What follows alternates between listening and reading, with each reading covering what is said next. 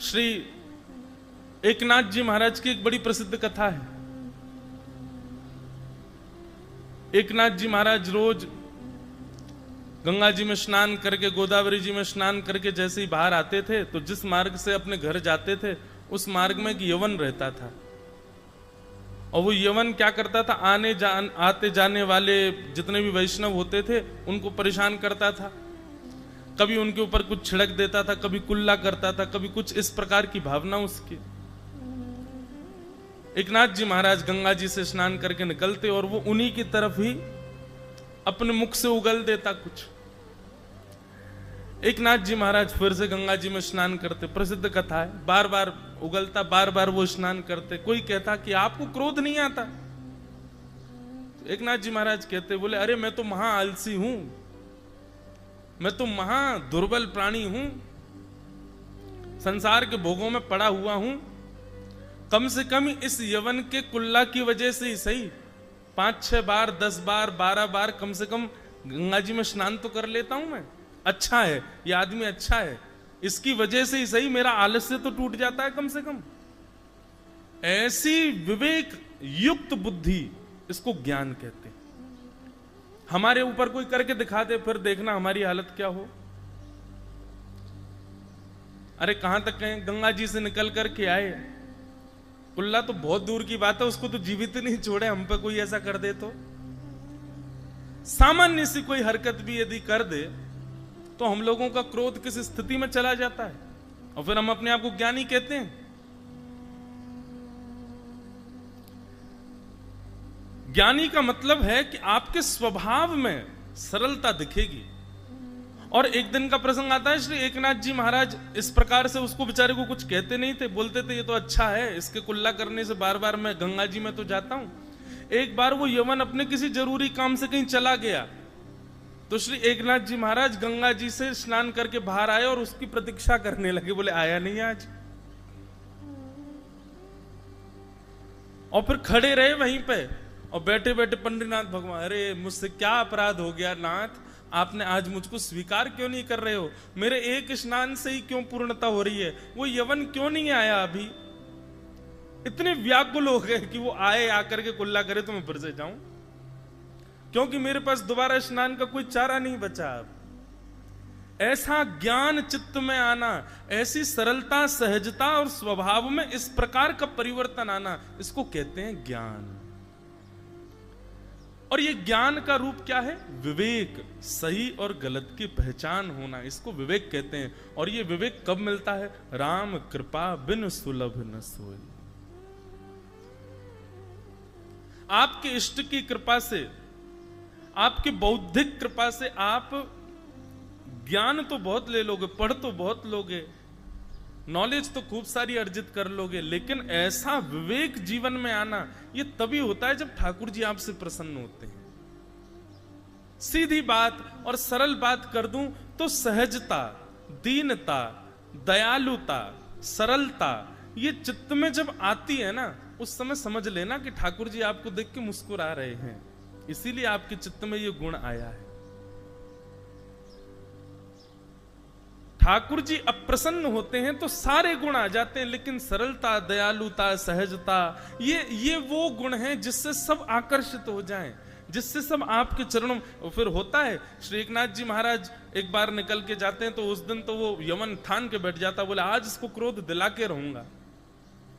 और उसने महाराज झड़ी लगा दी, वो जब जब निकल के आवे उनके ऊपर ही कुल्ला कर दे। लेकिन एकनाथ जी महाराज के ऊपर रत्ती भर भी फर्क नहीं पड़ा। जब अनेक बार उसने पूरा थक गया, हार गया कर करके, एकनाथ जी तब भी समरस प्रसन्न भाव में जब बाहर आए, यवन चरणों में गिर गया, बोले महाराज मुझे क्षमा कर दो, मैंने आपको खूब क्रोध दिलाने की कोशिश करी, पर आपके चित्त की बलिहारी, कैसा चित्त है आपका, कितना सरल, कितना दयालु। तो ज्ञान का मतलब क्या है? ज्ञान का मतलब विवेक। विवेक मतलब सही गलत की पहचान, इसको कहते हैं विवेक। और ये विवेक जीवन में केवल सत्संग से आएगा।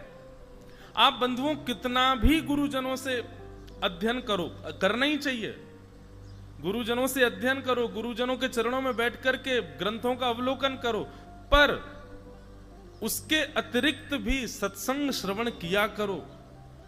क्योंकि जब सत्संग होता है ना, तो सत्संग के जो भाव होते हैं, एक प्रकार से ये समझ लो, गुरुदेव से जब आप पढ़ते हो वो है जल स्नान, और सत्संग क्या है? बोले सत्संग है साबुन लगाना।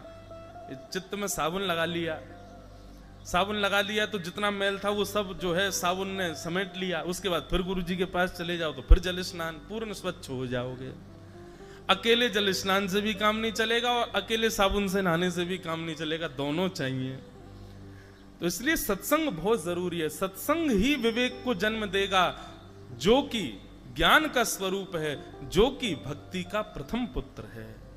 जब विवेक जीवन में आएगा तभी भक्ति प्रसन्न होगी, नहीं तो भक्ति आपकी निराश ही रहेगी। तो भक्ति के प्रथम पुत्र का नाम ज्ञान। ज्ञान का मतलब विवेक, और विवेक कैसे आता है? सत्संग से। और सत्संग कैसे मिलता है?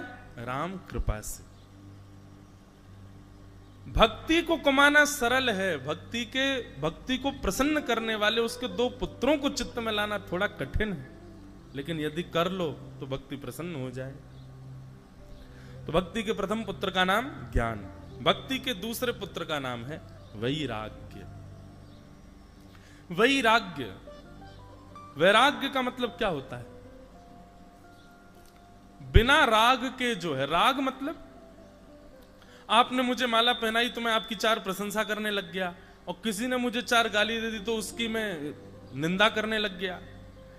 ये माला पहनाने के वाले के प्रति जो मेरा प्रेम हो गया, उसके सत्कार से मैं प्रसन्न हो गया, यही राग है। और किसी के दुर्व्यवहार से मैं उससे दुखी हो गया, यही द्वेष है। राग और द्वेष ये दो होते हैं हमारे चित्त में। तो जो राग रहित है उसी को वैराग्य कहते हैं। जो राग रहित है मतलब माला पहनाने वाले से भी कोई फर्क नहीं है, उसके प्रति भी सम है, और कोई चार बात बुरी कर दे तो उसके प्रति भी सम है। एक वैराग्य का अर्थ तो यह है, मतलब किसी के आपके प्रति होने वाले प्रिय भाव से आप आसक्त ना हो, सम रहो। वैराग्य का एक रूप तो यह है। वैराग्य का दूसरा रूप क्या है? वैराग्य का दूसरा रूप है बहु व्यंजन प्राप्त हो जाएं, बहु सामग्री प्राप्त हो जाएं, बहु भोग की वस्तु मिल जाएं, पर उसके बाद भी आपका चित्त सम रहे, आपका चित्त आपके वश में रहे, उसको कहते हैं वैराग्य। सीधी बात कहें तो वैराग्य का मतलब वस्तु का त्याग नहीं। मैं कथा में कहा करता हूं, वस्तु का त्याग वैराग्य नहीं है, वस्तु के प्रति जो आसक्ति है उसका त्याग वैराग्य है। कई लोग वस्तु का त्याग तो कर देते हैं पर उसके प्रति आसक्ति का त्याग नहीं कर पाते। जैसे अब मौन रहना एक प्रकार से अपने वचनों का त्याग। अच्छा एक बात और बताऊं आपको, हमारा मौन अभी भी चल ही रहा है। अभी मैं कथा कर रहा हूं, ये इसमें मेरा मौन खुला थोड़ी, अभी भी मैं मौन ही हूं, क्योंकि शास्त्र आज्ञा है यदि कोई भगवत चर्चा करता है, यदि कोई भगवत वार्ता करता है, भगवत नाम गुणानुवाद करता है, सांसारिक चर्चा से परे भगवत शरणागति की चर्चा करता है, उतनी देर वह बोल रहा है तो वह भी मौन ही माना जाता है, उतनी देर उसका मौन ही रहता है। तो वैराग्य पर चर्चा हो रही थी, तो नियम मिला कि मौन रहना है, सूर्यास्त तक मौन रहना है। अब मौन आप वस्तु से तो हो गए, लेकिन मन में क्या हो रहा है? थोड़ा तो कुछ कह दें, थोड़ा तो कुछ निकल। अब एक महाराज जी घटना है हमारे वृंदावन की। वृंदावन में एक स्थान है सुदामा कुटीर, वहां लगभग सब संत वृंदावन के अगर आपको दर्शन करने हो सुदामा कुटी में आपको एक साथ मिल जाएंगे। तो सुदामा कुटी में एक महाराज जी ने मौन व्रत धारण किया। और क्यों धारण किया? उन्होंने महाभारत की कथा सुनी थी। तो महाभारत के अनुशासन पर्व में भीष्म पितामह कहते हैं कि यदि कोई व्यक्ति 12 वर्ष तक एक नियम का पालन करे तो वो नियम सिद्ध हो जाता है। फिर उस नियम में इतनी सिद्धि आ जाती है कि वो व्यक्ति किसी से कुछ कह देगा तो वो हो ही जाएगा, चाहे वो कोई भी नियम हो, लेकिन होना सद नियम चाहिए। 12 वर्ष बेनागा पालन यदि कोई व्यक्ति कर ले एक नियम का, उसमें बड़ी ताकत आ जाती है महाराज। तो सुदामा कुटी में वृंदावन के एक महाराज जी ने नियम ले लिया कि हम मौन रहेंगे। अब महाराज जी, वृंदावन तो क्या है, आनंद की भूमि है, वहां तो सब आनंद करते हैं, ऊधम मचाते हैं। तो बाबा ने मौन का धारण किया नियम कि हम मौन रहेंगे, और उनके संग जो संत रहते थे बोले हम इनका तोड़वाएंगे, हम ऐसा कुछ करेंगे कि इनका मौन टूटे। वृंदावन तो ऐसा ही है भैया, वहां तो नियम तोड़वाए जामे, वहां नियम हो। यही नियम महाराज जी ने मेरा रख दिया होता स्पर्श का और मौन का, और कहीं में वृंदावन में होता अब तक 10 बार टूट गया होता क्योंकि वृंदावन तो ऐसा ही है भैया, वहां तो नियम सब तोड़वा देते हैं, ब्रजवासी कोई नियम ना करने दे। तो बाबा ने मौन नियम धारण किया। आसपास के साधु महात्मा सब उनको कुछ ना कुछ ऐसा करते कि इनका मौन टूटे, लेकिन वो मौन बेचारे रखते चले गए।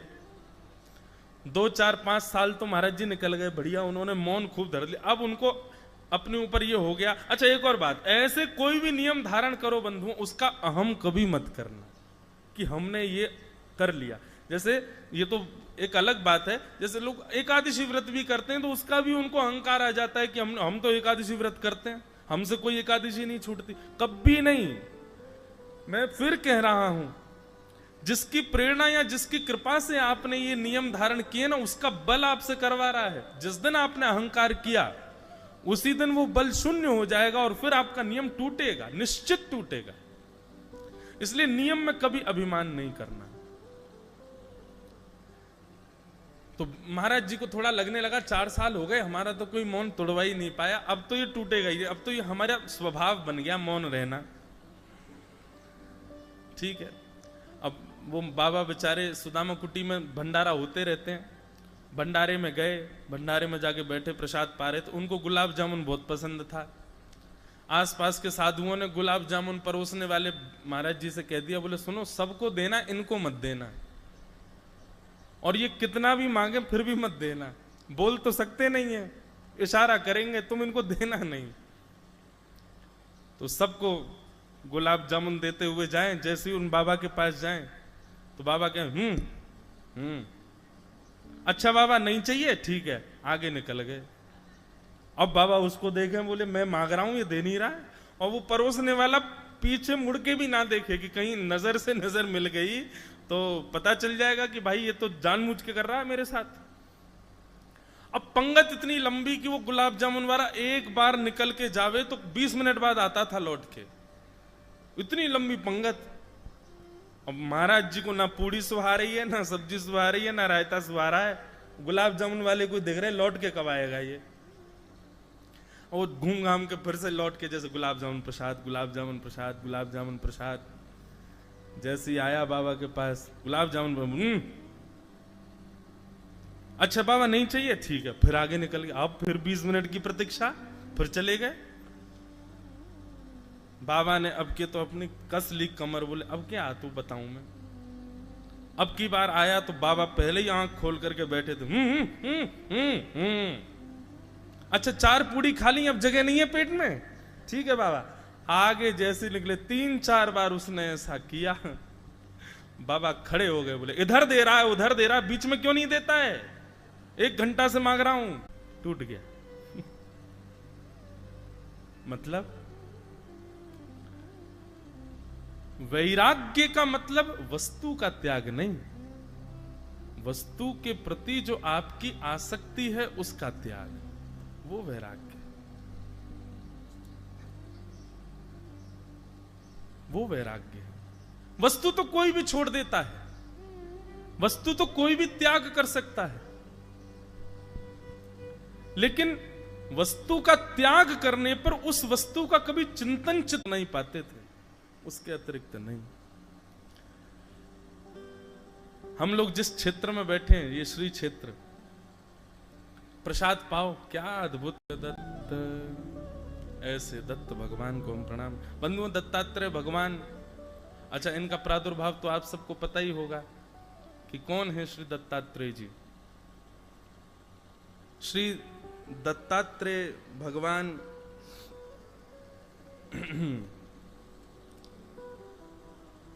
तीन रूप हैं ठाकुर जी के, ब्रह्मा विष्णु महेश। तीनों रूपों से ठाकुर जी एक समरस भाव में विद्यमान हैं, जिसमें मध्य में श्री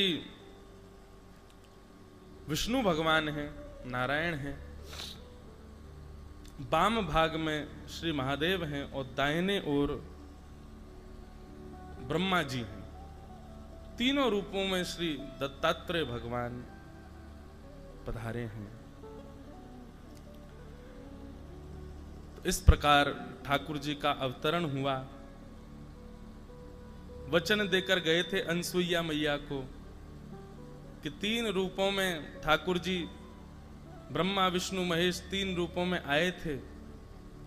आए तो थे अनसुईया मैया के पातिव्रत की परीक्षा लेने, पर अनसुईया मैया ने तीनों को ही छोटे बालक के रूप में परिवर्तित कर दिया। छोटे बालक जब बन गए और जब पुनश्च लौट करके देवलोक को गए तो माँ को वचन दे करके गए कि मैया हम आपके यहाँ पुत्र बन करके आएंगे। और तभी भगवान श्री दत्तात्रेय जी, श्री दुर्वासा जी और सोम यानी कि चंद्र, तीन रूपों में ठाकुर जी पुनश्च प्रकट हुए।